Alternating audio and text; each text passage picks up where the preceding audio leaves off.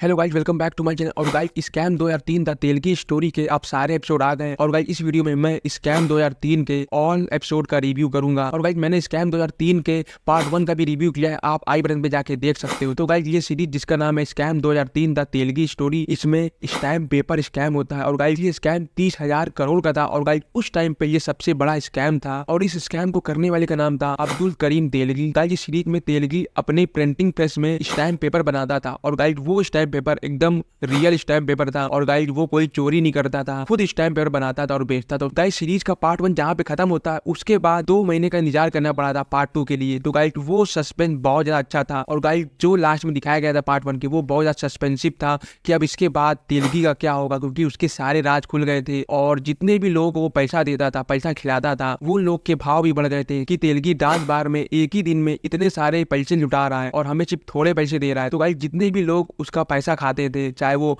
छोटा कांस्टेबल से लेकर कमिश्नर हो या कोई छोटा नेता हो या दिल्ली में बैठे सेंट्रल गवर्नमेंट के नेता हो, सब लोगों की डिमांड बढ़ गई थी। सब लोग कह रहे थे कि अब मुझे ज्यादा पैसा चाहिए, क्योंकि तुम इतना पैसा कमा। पॉलिटिशियन जितने भी होते हैं वो किसी के सगे नहीं होते। इस सीरीज में बहुत अच्छे दिखाया गया है, क्योंकि पॉलिटिशियन अपने फायदे के लिए तेलगी का यूज कर लेते हैं, उससे पैसे ले लेते हैं। और जब उसको जरूरत होती है उन लोगों की, तो वो लोग मदद कमी करते हैं, कभी नहीं करते। जितने भी गवर्नमेंट ऑफिसर होते हैं, चाहे वो पुलिस वाले हो या कोई और हो, वो लोग भी अपने फायदे में रहते हैं। जब उनको लगता है कि अब हम खतरे में हैं, तो वो किसी का साथ नहीं देते। तो गाइस, यहाँ पे ये सब चीजें बहुत अच्छे दिखाई गई है। और तेलगी किस तरह से फंसता जाता है, उसके बाद कितनी ज्यादा इन्वेस्टिगेशन बैठती है उसके ऊपर, और लास्ट में सब लोग उसके पीछे पड़ जाते हैं। तो गाइस, वो किस तरह से बचता है या नहीं बचता है, वो सब आपको देखने को मिलेगा। तो गाइस, इस चीज में ये दिखाया जाएगा कि तेलगी जो एक सीधा साधा आदमी था, वो ट्रेन में अपने सामान बेचा करता था। और रेलवे की पटरी के किनारे उसका घर था, वहां से लेकर वो मुंबई कैसे पहुंचा, और उसके बाद 30,000 करोड़ का इतना बड़ा स्कैम उसने कैसे किया। और गाइस, सीरीज के पार्ट 2 में निरहुआ आते हैं और वो एक इन्वेस्टिगेशन ऑफिसर होते हैं। तो वो किस तरह से इन्वेस्टिगेशन करते हैं, ये सब चीजें बहुत अच्छी दिखाई गई है। तेलगी की लाइफ की बात करें तो गाइस, तेलगी ने अपने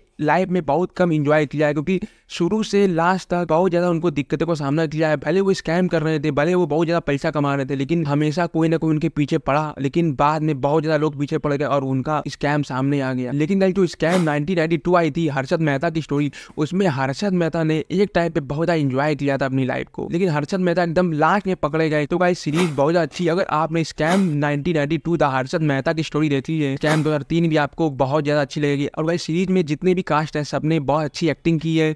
और गाइस, लोकेशन की बात करें तो गाइस, लोकेशन भी सारी स्टोरी पे शूट करती है। गाइस, सीरीज 18+ है या नहीं, वो आप डिसाइड करना, क्योंकि मैं 2 पैरामीटर बताऊंगा। क्योंकि गाइस, गाली गलौज इस सीरीज में मिलेगी, जहाँ पे जरूरत है वहाँ पे गाली दी गई है, लेकिन गाइस 18+ सीन्स बिल्कुल भी नहीं मिलेगी आपको। तो गाइस, आप एक तरह से कह सकते हो कि ये 18+ है, क्योंकि इसमें गाली गलौज है। तो गाइस, अगर कंपैरिजन की बात आए कि स्कैम 2003 द तेलगी स्टोरी और scam 1992 the Harshad Mehta story में मुझे कौन सी अच्छी लगी, तो गाइस, मैं स्कैम 1992 द हर्षद मेहता को चुनूंगा, क्योंकि गाइस, उसकी लाइफ की जो स्टोरी थी वो बहुत ज़्यादा अच्छी थी एज कंपैरिजन तेलगी की स्टोरी से। और गाइस, हर्षद मेहता की स्टोरी में बहुत ज़्यादा कोटेशंस है, बहुत अच्छे अच्छे डायलॉग हैं, लेकिन गाइस, तेलगी की स्टोरी में ऐसा कुछ नहीं है, ज़्यादा डायलॉग्स नहीं थे, ज़्यादा अच्छी स्टोरी भी नहीं थी, क्योंकि तेलगी ने हमेशा स्ट्रगल किया, ये सीरीज में देखने को मिलता है। लेकिन हर्षद मेहता ने एक टाइम पे बहुत ज़्यादा इंजॉय किया था अपनी लाइफ को। और हर्षद मेहता पे एकदम लास्ट में इन्वेस्टिगेशन बैठी और उसके बाद उसका पता चल गया कि उसने स्कैम किया है। लेकिन तेलगी ने जैसे ही स्कैम स्टार्ट किया, वैसे ही हमेशा उसके ऊपर कुछ ना कुछ इन्वेस्टिगेशन होती रहती थी। वो छूट जाता था, फिर जेल जाता था, फिर छूट जाता था।